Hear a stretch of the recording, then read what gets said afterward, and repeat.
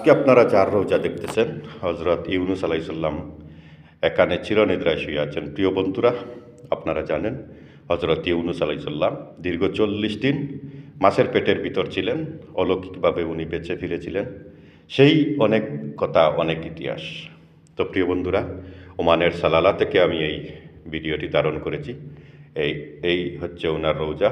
আপনারা দেখতেছেন রোজার ভিতর।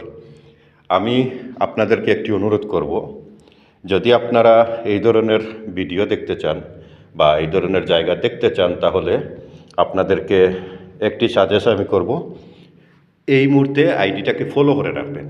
কারণ যদি ফলো না করেন তাহলে কোনো জায়গায় গিয়ে যদি আমি ভিডিও আপলোড করি তাহলে আপনাদের কাছে যাবে না। আর যদি ফলো করে রাখেন তাহলে অবশ্যই আপনাদের কাছে ভিডিওটি সরাসরি চলে যাবে, তখন দেখতে পারবেন। শুধু ইউনুস নবী নয়, এখানে অনেক নবী আছেন। আমি সবার রোজার ভিডিও আমি আপনাদেরকে দেখানোর চেষ্টা করব, এবং বিভিন্ন দেশ থেকেও ভিডিওগুলো আমি কালেকশন করি। ইনশাল্লাহ সবার রোজা আপনারা দেখতে পারবেন ইনশাল্লাহ। তো প্রিয় বন্ধুরা, সবাইকেও একটি অনুরোধ করব, আরও একটি, এই ভিডিওটিকে আপনারা শেয়ার করে সবাইকে দেখার সুযোগ করে দিবেন। আর লাইক যদি না করেন তাহলে তো আর হবে না।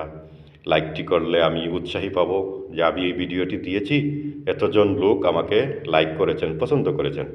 প্রিয় বন্ধুরা, যারা ইউটিউব চ্যানেল থেকে এই ভিডিও দেখবেন, আমি আপনাদেরকে অনুরোধ করব ইউটিউব চ্যানেলটাকে সাবস্ক্রাইব করে পাশে থাকা বেল আইকন সেটিও চালু করে রাখবেন।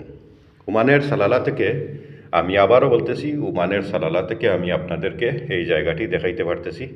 ইনশাআল্লাহ আগামীতে আপনারা অনেক সুন্দর সুন্দর জায়গা দেখতে পারবেন। প্রিয় বন্ধুরা, এখন আমি বাহিরে যাব, বাহিরের দৃশ্যটা দেখাবো, তারপর আবার ভিতরে আসব। আপনারা ততক্ষণ পর্যন্ত সাথে থাকেন। ইনশাআল্লাহ ভিডিওটি আপনারা কন্টিনিউ করবেন, কন্টিনিউ দেখবেন।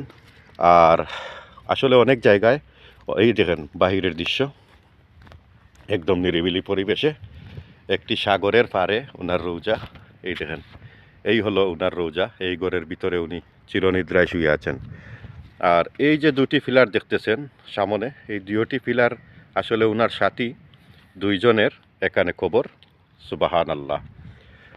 আমি আবার বাহিরে যাব, বাহির থেকে আবার ভিতরে যাব ইনশাল্লাহ। আপনারা সাথে থাকেন এবং দেখুন হজরত ইউনুস নবীর রোজা। এত বড় একজন নবী, সুবাহান আল্লাহ। এই দেখুন, সুবাহান আল্লাহ। ওমানের সালালায় ওনার রোজা, আমি আবারও বলতেছি। আর মাছের পেটে যে উনি 40 দিন ছিলেন, সেই ইতিহাস কিন্তু আপনারা জানেন।